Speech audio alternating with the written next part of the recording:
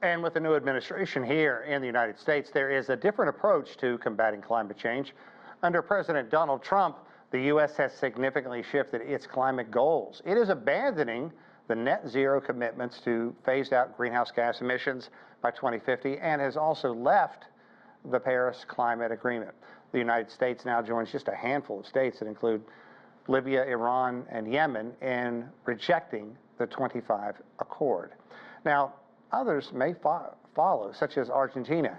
However, the European Union is saying that it is close to hitting its 2030 climate goals, while Mexico announced that it is targeting a net zero economy by the year 2050. To talk more about these goals and how to best address global climate change, we're joined by Mohammed Mahmoud. He is the Chief Executive Officer at the Climate and Water Initiative. Mohammed, good to see you again. Thanks for coming in. Thank you. So the EU is nearly on track for its 2030 climate goals. What do you think is still holding it back in key sectors such as transport as well as agriculture? I think for Europe, there's a few things that are sort of muddling the process. Still, the long enduring Russia-Ukraine crisis and its impact, original impact with energy is, you still feel the effects of that in terms of securing their energy resilience plans. And I also think there's a huge influence of the U.S. sort of pulling back. Not to say that the U.S. is always the leader in terms of sort of these climate initiatives and efforts in terms of adaptation mitigation, but having the U.S. on the table, potentially with funding, potentially with support programs, that can help sort of propel some action. And frankly, not just in Europe, but in other parts of the world as well. You know, with the 2040 target looming, how do you think government should balance climate ambition with industry pushback? Because when economies tend to shrink or do poorly, it seems like the first thing that goes is a commitment to keeping the environment clean. Yeah, that's always been the case.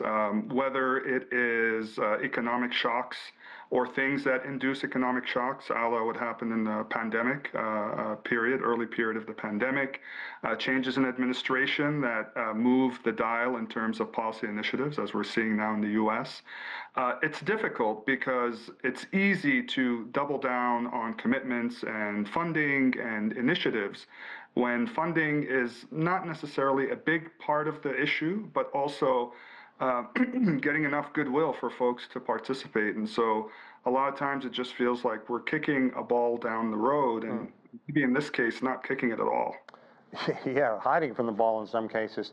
Now, from glacier collapses to record flooding that we've seen really all over the world, how visible are climate disasters shifting momentum on policy? Because you have what are called climate refugees now in many little either low island places or coastal areas globally. Yeah, it's really shocking to me that it's not pushing, moving the needle further and faster, because over the last few years, what we've seen, what we've experienced in our lifetimes is just really, just shy of unprecedented. Yeah. Every year, and especially now we're entering the summer season, at this point, it's almost a known recipe. We know what to expect in terms of breaking record temperatures. We know what to expect in terms of extreme weather, certainly once we get to the end of the fall, hurricanes, cyclones, flooding. We're used to it at this point. So it's just, maybe that's the bad thing, is we're so used to it that it's dulled some of the action and momentum. But I'm really surprised that there is not enough response to do more, considering what we know is going to happen on an annual basis. You know, also not moving the needle perhaps as much as people thought it might, plastics pollution. I mean, everything from the ocean to now people being adversely affected by it. Without relying too much or too heavily on individual consumer behavior, what can people do? Well, the plastics issue is not new. It's just evolving in different ways. So forever we've heard about reduce, recycle, and reuse. And that primarily meant to sort of hard plastics at home, our consumption of it, reducing its proliferation in the environment. The thing that I thought would sort of add some more energy to people being excited about this issue is the research and topics and news items relating to microplastics now Right. that are reaching water supplies and the environment. And while there is some action there and interest, I don't see a lot of response in terms of addressing that issue, at least in a holistic sense. Yeah, it just doesn't seem to be clicking with a lot of people. Okay, moving on to another topic, carbon pricing. Is it realistic at all to think that there's going to have some international cooperation on carbon price and giving the backlash to carbon border taxes?